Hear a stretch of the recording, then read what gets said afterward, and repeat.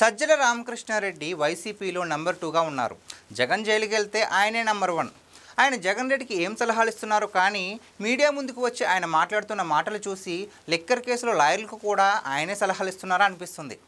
ఆయన మాట్లాడుతున్న మాటలు చూసి చట్టం ఎంత సింపుల్గా ఉంటుందా, తప్పులు చేసి ఎంత ఈజీగా తప్పించుకోవచ్చా అని అందరూ ఆశ్చర్యపోతున్నారు.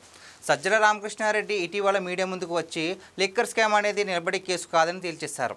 ఇది ఆయన మాత్రమే చెప్తున్న మాట కాదు, వైసీపీ నేతలంతా ఇదే చెప్తున్నారు. చివరికి పట్టుబడుతున్న నిందితులు కూడా అదే ధైర్యంతో ఉన్నారు. రెడ్ కార్నర్ నోటీస్ జారీ చేస్తారన్న భయంతో దుబాయ్ నుంచి వచ్చి దొరికిపోయిన వరుణ్ ఇది నిలబడే కేసు కాదని, కొన్నాళ్ళు దుబాయ్లో ఉండి రమ్మని పంపించారని పోలీసులకు చెప్పాడు. అంటే సజ్జల ఇచ్చిన సలహా వారికి అంత బాగా నచ్చిందన్నమాట. నేరం నిరూపించాలంటే ఎవరికి ఎక్కడ నష్టం జరిగిందో చూపించాలని సజ్జల తాజాగా కోర్టు ముందు నిలబడి మీడియాతో వాదించారు. కేసు నిలబడదు అని అడ్డగోలు వాదనలు వినిపించడం మీడియా ముందు సాధ్యమవుతుంది, కానీ కోర్టులో అవ్వదు కదా. లిక్కర్ స్కామ్లో ఎదురుగా కనిపిస్తున్న వాస్తవాన్ని కూడా ఆధారాలు లేవని వాదించడం తేలికే, కానీ వ్యవస్థలు అంత గుడ్డిగా ఉండవని సజ్జల అర్థం చేసుకోవాల్సి ఉంది. సాక్షిలో రాసే అడ్డగోలు రాతలను తీసుకొచ్చి అదే ఐడియాలతో లిక్కర్ కేసు నుంచి బయటపడాలనుకుంటే మాత్రం వ్యవస్థలు తమ పవర్ ఏంటో చూపిస్తాయి.